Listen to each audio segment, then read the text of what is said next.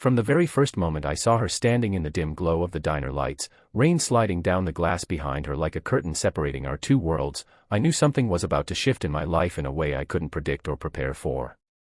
There was something hauntingly beautiful about the loneliness in her eyes, the kind of loneliness only people who've learned to survive on their own can carry without letting it drown them.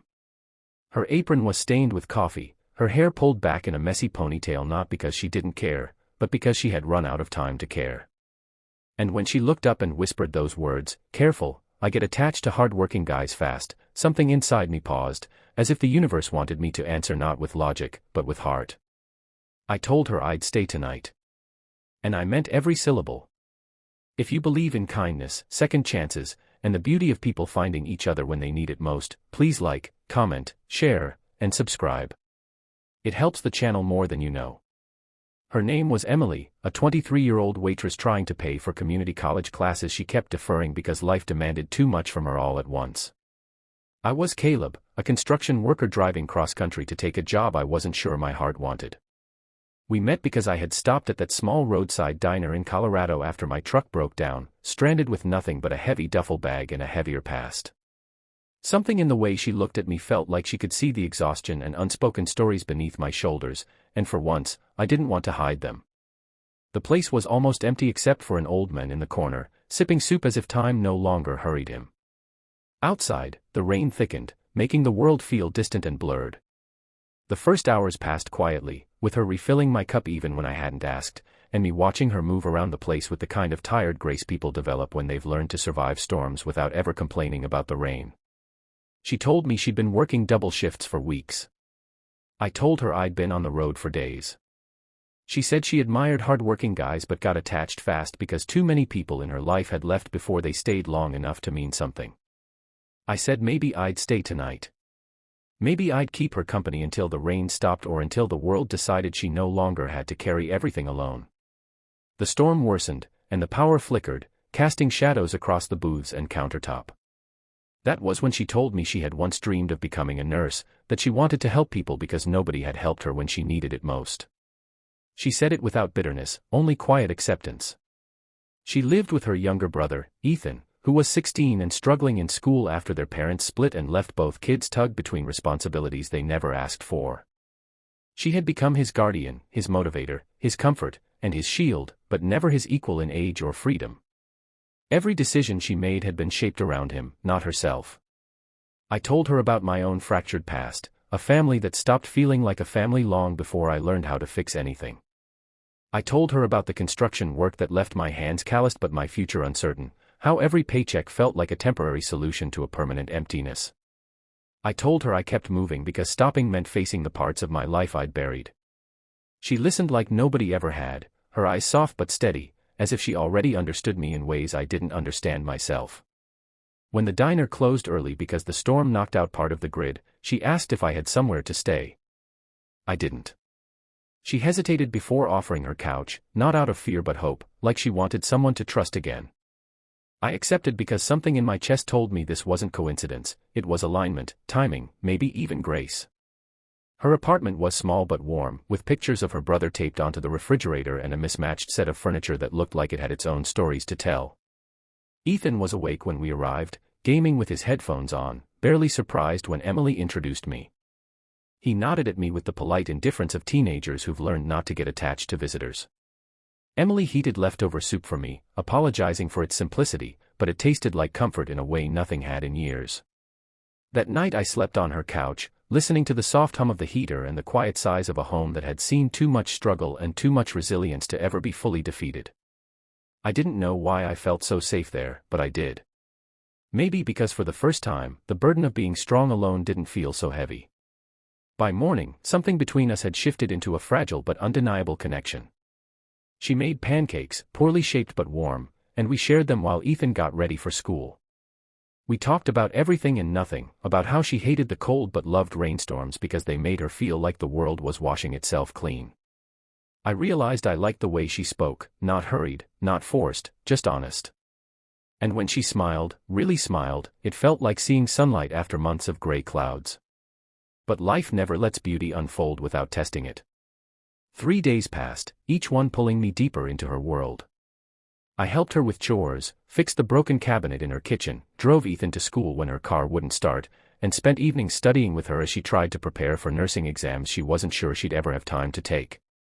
Emily didn't say it out loud, but I could feel she was letting herself believe that maybe I wasn't like the others who drifted into her life only to disappear when things became real. But on the fourth day, my phone rang. The construction company in Texas called to say my position was waiting and they needed me by Monday. It was a good job, stable pay, benefits, a new start. Something I had told myself I needed. And suddenly I felt that old familiar fear, choosing between the life I had planned and the life I hadn't expected but wanted more than I realized. That night Emily grew unusually quiet. She kept wiping tables even though they were spotless, kept glancing at the clock as if trying to slow it down. She didn't ask if I was leaving, didn't beg me to stay. She simply tried to pretend she wasn't bracing herself for disappointment. But I saw it. And it tore at me. I stepped outside for air, breathing in the cold wind, trying to decide whether chasing financial stability was worth walking away from the first place and first person who had made me feel grounded.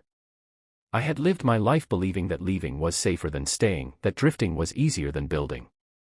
But then I remembered her words, soft and vulnerable that first night, "Careful, I get attached to hardworking guys fast."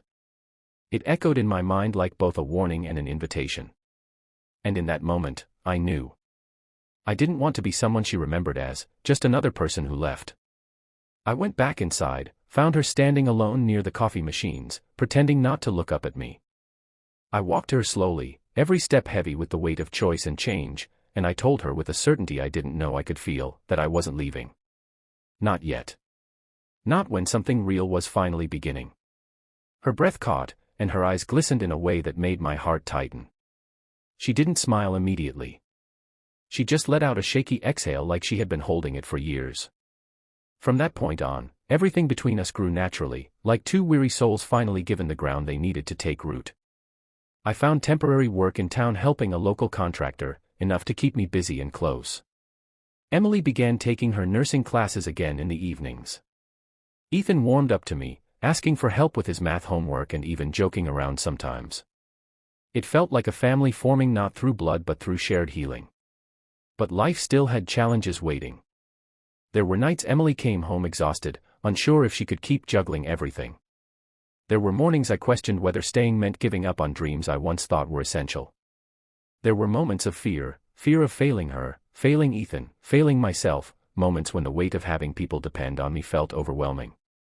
Yet every time doubt crept in, she'd place her hand on mine, just lightly, grounding me with the softness of someone who had been alone too long to take connection for granted.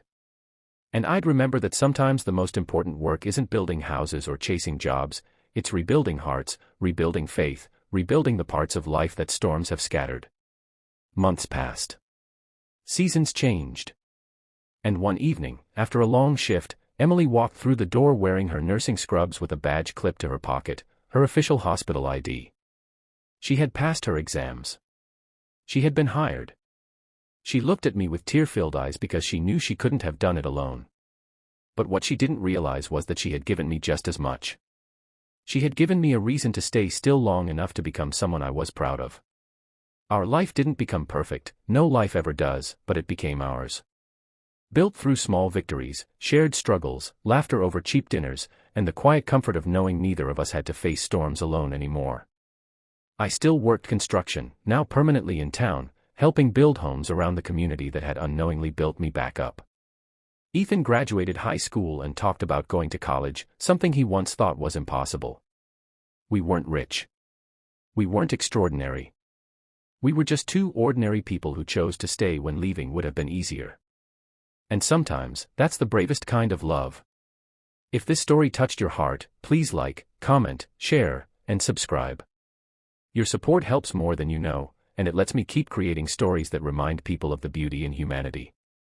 Special request, before the ending, comment the word "stay" if you believe love grows strongest when people choose not to walk away.